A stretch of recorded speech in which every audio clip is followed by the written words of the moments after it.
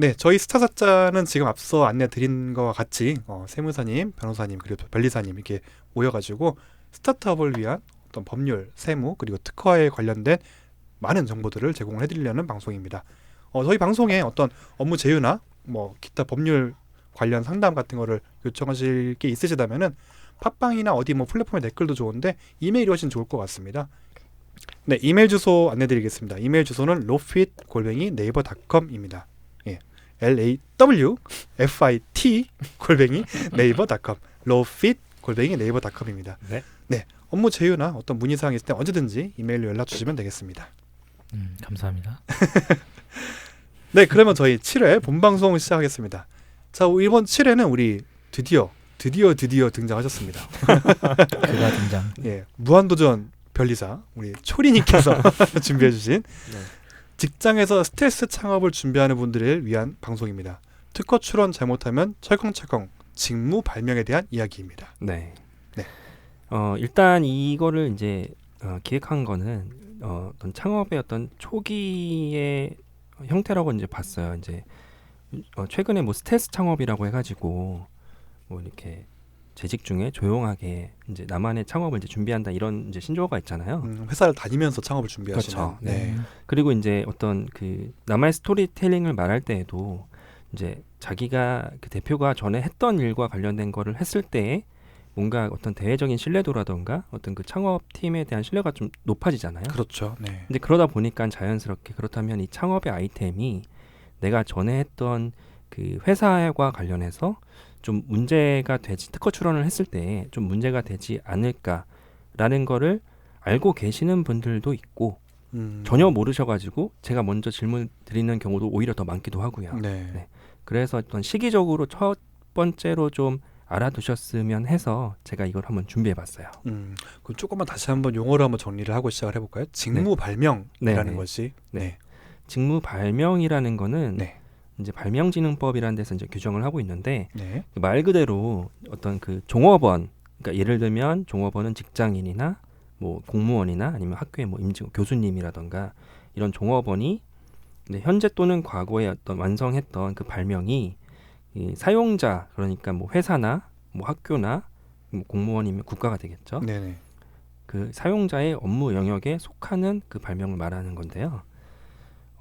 보통은 이제 직장인이라면은 그 전에 다니던 그 회사가 이제 직무 발명을 이제 회사에서 이제 규정하고 있는 회사인지 이런 것들을 이제 확인을 해보셔야 되는 거고, 그리고 어떤 뭐 연구소에서 이제 재직을 하셨던 분이라던가 아니면 뭐 공무원, 뭐 심지어 뭐 군인 이런 분들도 그런 분들은 자연스럽게 그 학교와 그 국가에 그 사용자가 이제 속하게 되는 직무 발명을 규정하고 있거든요. 네. 그러니까 예전에 제가 이제 들었을 때에는 그 어떤 그 군대에서 그 어떤 대령님이 그 국가와 관련된, 그러니까 자기 이제 직무에 있었던 것을 발명하셔가지고 이제 제3자, 그러니까 뭐 아내분인가 하여튼 제3자 명의로 이제 출원을 하셨다가 이제 그 배임죄 횡령죄 때문에 군사 재판을 받으셨다고 제가 들었어요. 네네. 그래서 그러니까 잘 모르시죠. 당연히 이제 특허라는 것도 잘 모르시는데, 근데 원래 하시던 일이니까 당연히 이걸 내가 출원해야겠다라고 생각을 하시지. 이거는 뭐 당연히 국가 거니까 당연히 국가에다가 말을 해야겠다라는 게 뭐 언뜻은 그렇게 잘 생각이 안 나시는 것 같아요. 그 케이스에서 지금 뭐 출원인 명의를 본인이 아니라 아내분으로 해가지고 네네. 뭔가 알고 있으시니까 근데 그렇게 하지 않았을까? 뭔가 찔리는 게 있으니까 그럴 수도 있겠죠. 뭔가 그러면 직무 발명이라는 단어 자체는 회사에 다니면서 회사의 명의가 아니라 출원인이 개인이 되는 그 종업원 개인의 출원인이 되는 거. 그러니까 직무 발명이라는 거는 그러니까 직무 발명의 정의 자체는 그냥 뭐 말 그대로 그냥 그 종업원이 한 발명이 어떤 사용자의 업무 범위에 이제 속하게 되는 발명의 그 종류 자체를 말하는 거고요. 이제 직무 발명이 이제 문제가 되는 건 그러니까 직무 발명을 할 때 어떤 예약 승계라는 규정을 두게 되어 있어요. 예약 승계요? 네. 예약 승계라는 거는 그 뭐 직장인이나 교수나 뭐 공무원 분이 그 발명과 관련된 출원을 했을 때 이거를 그 사용자, 그러니까 뭐 회사나 뭐 학교나 이제 그냥 앞으로 편하게 회사라고 하겠습니다. 회사 등. 네네. 회사에다가 그거를 통지를 해야 돼요. 그러니까 내가 이러이러한 그 회사와 업무와 관련된 발명을 완성했다. 그렇기 때문에 뭐 이 출원을 할 권리를 뭐 이제 회사에다가 뭐 넘기는 거죠. 그래서 통지, 그러니까 신고를 하게 되어 있어요. 네네.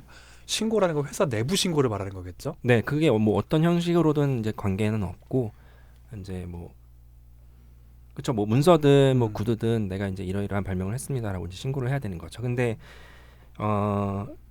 이제 그 이 예약 승계를 이제 보통 두게 되는데, 근데 이런 사실을 그 직원분이 통지하지 않고 이렇게 출원을 하거나 아까처럼 뭐 제3자에게 이제 권리를 이제 양도한 경우에는 어떤 그 계약상의 민형사상 책임을 질 수가 있어요.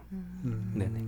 그리고 그러니까 그 최근에 그 대법원 판례에서도 어떤 그 직무 발명에 따라서 어떤 그 직원분이 그 회사에다가 이게 통지를 하고 그 특허를 출원할 수 있는 권리를 넘겼어야 되는데 네. 그걸 넘기지 않고 제3자에게 그 넘겨가지고 이제 등록 특허를 이제 받은 케이스에서 아까 말씀하신 군인 케이스 네네네. 같은 거 같은 네. 거군요. 네. 배임죄가 성립한다고 이제 배임죄가, 판시를 네. 했습니다. 네.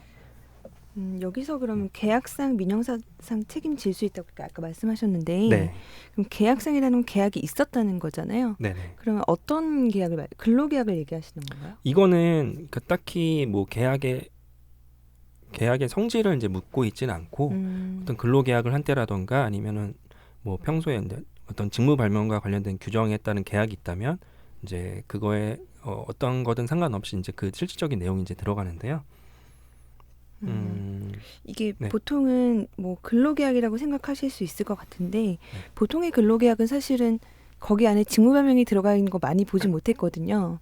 그래서 그렇죠. 그러니까 이런 그 직무 발명에 관한 어떤 예약 승계라든지 이런 부분들을 둬야 되는 네. 어떤 그런 관계, 이제 뭐 사용자 고용 그 피용자의 관계가 어떤 그 뭐 예를 들어 어떤 회사일 때 아니면 내 직무가 어떤 직무일 때 이런 것들을 좀 규정을 해놔야 되는지 이런 기준이 있을까요? 기준은 없어요. 이거는 사인 간에 네, 직무 발명을 두느냐 안 두냐는 회사의 어떤 그 의사 결정에 따라서 둘 수도 있고 안 둘 수도 있습니다. 그러니까 뭐 예를 들어서 뭐 학교나 국가 같은 거는 아예 그렇게 이제 뭐 처음부터 이렇게 규정이 되어 있는데 어떤 그 개인 회사든 뭐 이제 법인 회사든 이런 회사의 경우에는 직무 발명에 따른 예약 승계를 이제 규정함에 따라서 도움이 되는 부분이 있어요. 개인한테요. 아니요, 그 이제 사업자한테. 사업자한테. 네네. 네. 사업자한테 이제 도움이 되기 때문에 이런 걸 이제 두는 대신에 이런 직무 발명을 하게 되면 보상을 하게끔 되어 있습니다. 내부 포상 같은 거. 네네네. 그렇기도 하고요. 그래서 이거는 뭐 그러니까 보통은 뭐 중견기업 이상이라면 대부분은 잘 정비가 되어 있고요. 그리고 이거는 꼭 그런 뭐 이런 직무 발명의 어떤 규정 등이 어떤 특허 경영이라고 해가지고 어떤 그 기업을 지식재산권에 맞춰서 잘 경영하고 있다는 어떤 지식재산 경영 인증을 주기도 하거든요. 그러니까 그런 것들을 할 때 이런 직무 발명이 이 회사에 되어 있느냐 안 되어 있느냐 그런 인증을 받게 되면 조금 더 이제 기업 혜택도 있고요. 그리고 무엇보다도 중요한 건 최근에 이제 기술 유출이 관련된 이슈가 많잖아요. 네네. 근데 이거는 그 기술 유출을 방지하게 되는 사업자 입장에서 본다면 어떤 그 내가 이제 고용한 직원이 네. 뭔가를 이제 회사 일과 관련돼서 해서 뭐 특허가 나왔다면은 그거는 이제 회사에 좀 기속이 되어야 되는데 이걸 가지고 뭐 외국으로 간다거나 기술 유출 그런 이슈가 있잖아요. 네네. 네, 이런 것들을 좀 방지할 수 있는 어떤 하나의 일환 제도라고 할 수 있죠.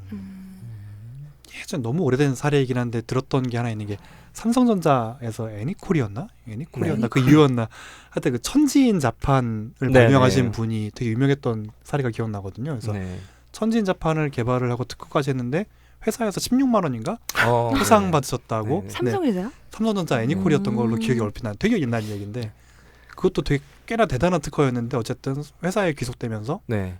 그래서 가장 분쟁이 많은 게 이런 직무 발명을 완성함에 따라서 어떤 완성 사실을 이제 통지를 한 그 직원에게 어떤 그 합당한 보상을 해줘야 되는데 그 보상액이 좀 미미하다라고 해서 소송이 많이 나오고 있거든요. 그러니까 그런 아. 것들 중에서 이제 대표적인 케이스가 방금 말씀하신 뭐 음. 천지인 사건이라고 하는데 네.